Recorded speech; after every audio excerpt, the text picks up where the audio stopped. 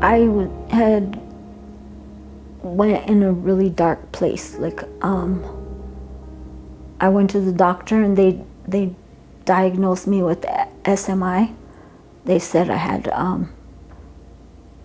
it's called schizoaffective. It's bipolar and schizophrenia.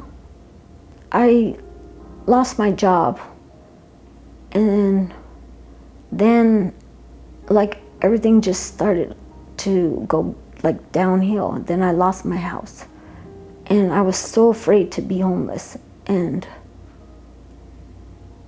I ended up homeless.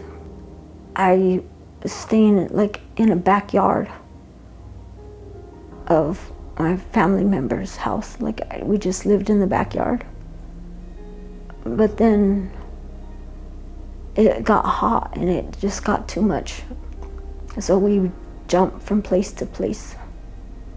But nobody wanted us because of boss. You know, when it was cold, that's how we started sleeping in the trunk, because it was more comfortable. We could stretch out. But we would curl up in like little balls and keep each other warm. So I noticed Rebecca as a regular coming in to take the showers. It was just a matter of us starting that conversation. Hey, I've seen you in here a lot. Is there anything that I can do for you? Is there anything that you may need that you would benefit from it?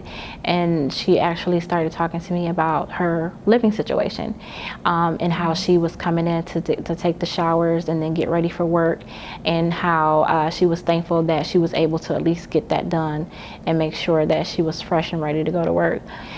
So I felt like, hey, this is somebody that we could possibly help, because she has the employment.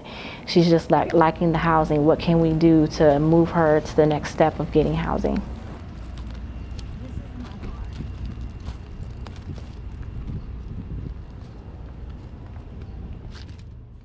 I work for waste management. I just pick up trash, but it's an important job because the trash can't go by the airport because it can get stuck in the propellers or whatever, the engine.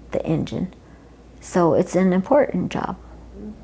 They had talked about getting social work services in the resource center for a while, only because they felt like there was a disconnect with making sure that the guests who were there are able to get housing. But then also they noticed that there was some barriers that they had to prevent them from gaining housing. So they felt like implementing a social work service program could do a whole range of services for them to remove those barriers so that they can get housing and address their needs. They like didn't leave me by myself. Like they gave me papers, like resources numbers to call, and apartments to like that work with them. They gave me that, and you know, they asked me, they'd call me. Miss Mary Beth, she would call me all the time to make sure like I was on it, and I was.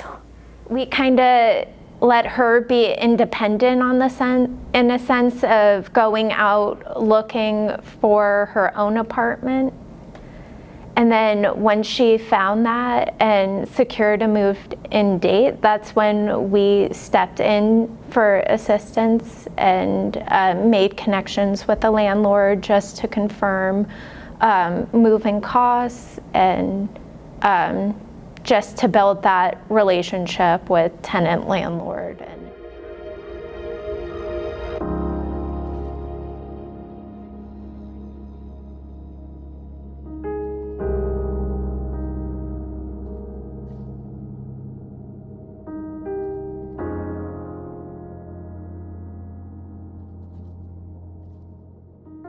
The day they gave me the check, they told me to ring the bell.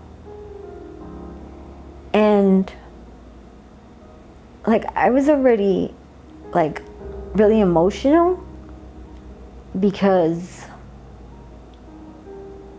it was a long journey. And I didn't know if I was gonna make it. But I did. But I did. And ringing that bell, like, it made me feel like I had pride again. Like I felt like I finally accomplished something.